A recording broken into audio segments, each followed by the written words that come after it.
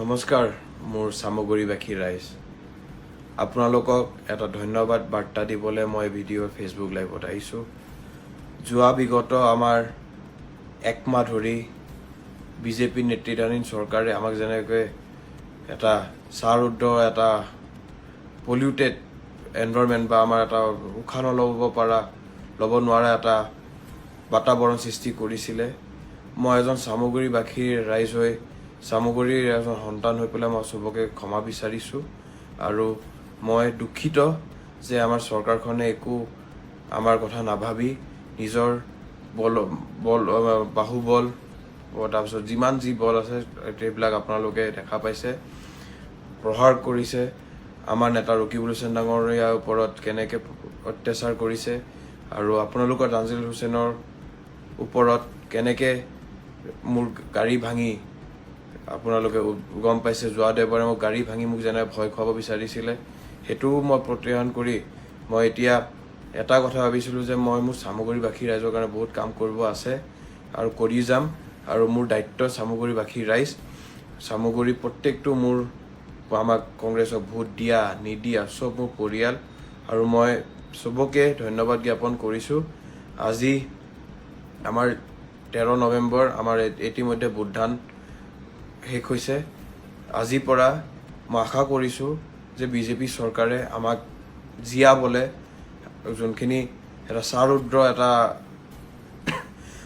আমাৰ বাতাবৰণ সৃষ্টি কৰিছিলে বাতাবৰণ আৰু নকৰে আৰু প্ৰত্যেকজন ব্যক্তি যে আমি ভালকৈ থাকিব পাৰোঁ সুখত থাকিব পাৰোঁ যে দুখবিলাক যাওক আৰু এতিয়া আমাৰ মাত্ৰ 10 দিনলৈ এটা সময় বাকী য'ত আমি গম পাম আমাৰ ইয়াত প্ৰতিনিধি মই আপোনালোকৰ তানজিল হুছেইনে যোনখিনি প্ৰতিশ্ৰুতি দিছিলোঁ সেইখিনি সম্পূৰ্ণ কৰিম বুলি মই আপোনালোকৰ প্ৰতিশ্ৰুতি এই ফেচবুক লাইভ যোগে মই আকৌ আপোনালোকক দিছোঁ আৰু পৰৱৰ্তী সময়ত আমাৰ এতিয়া নিৰ্বাচন শেষ নিৰ্বাচনৰ পাছত এটা উন্নয়নৰ কাম আপোনালোকৰ ওচৰত লৈ আহিম আৰু আপোনালোকৰ প্ৰত্যেকটো জেগাত য'ত মই মিটিং কৰিব গৈছিলোঁ য'ত মই কৈছিলোঁ যে মই ইয়াত এইটো কৰিম ৰাস্তা বনাম বা কাৰোবাৰ বাউণ্ডেৰী ৱাল বনাম বা কাৰোবাৰ বিভিন্ন যোনখিনি আমাৰ স্কিম থাকে এই স্কিমৰ আণ্ডাৰত মই প্ৰত্যেকজনৰ ব্যক্তিক মই আপোনালোকৰ ওচৰত যাম একেলগে কাম কৰিম আমাৰ সামগ্ৰী সমষ্টি আমাৰ ঘৰ আপোনালোকৰ দুৱাৰ আশীৰ্বাদ লৈ মই আগবাঢ়ি যাম আৰু আপোনালোকে মোক তানজিল হুছেইনক আপোনালোকৰ পুত্ৰ আপোনালোকৰ নাতি আপোনালোকৰ ভাগিন আপোনালোকৰ ভাই আপোনালোকৰ ককাই যোনে যি আপোনালোকৰ সম্পৰ্ক ৰাখে মোৰ লগত সেইটো মই আপোনালোকৰ হয় সেইটোৱে থাকিম আৰু মই পুনৰবাৰ সমূহ সামগ্ৰীবাসী ৰাইজক মই দুখ প্ৰকাশ কৰি যে আমাৰ চৰকাৰে কেনেকৈ এটা চাৰুদ্ৰ এটা বাতাবৰণ ৰাখিছিলে আৰু এতিয়া আমি মুক্ত আকাশৰ তলত আমি আহিছোঁ আজিৰ পৰা আজি হোৱাৰ পিছত আমি এতিয়া মই সবকে ধন্যবাদ জ্ঞাপন কৰি আৰু আপোনালোকৰ পৰা আশীৰ্বাদ লৈ মই এই ভিডিঅ'টো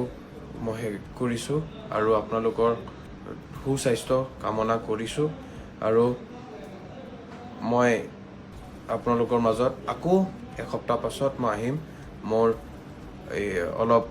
বিভিন্ন কামৰ কাৰণে মই যেনেকৈ NSY মই নেশ্যনেল ছেক্ৰেটাৰী বা কোষাধ্যক্ষ হয় মোৰ বিভিন্ন কামত মই এতিয়া অলপ দিল্লী যাব লাগিব কিন্তু আপোনালোকক কথা দিছোঁ মই আপোনালোকৰ মাজত আছোঁ থাকিম আৰু সব আমাৰ সামগ্ৰীৰ যিমান আমাৰ ভোটাৰ আছে আমাৰ কংগ্ৰেছক ভোট নিদিয়া সব মোৰ পৰিয়াল এইটো কৈ মই ভিডিঅ' শেষ কৰিছোঁ ধন্যবাদ জয় অসম জয় হিন্দ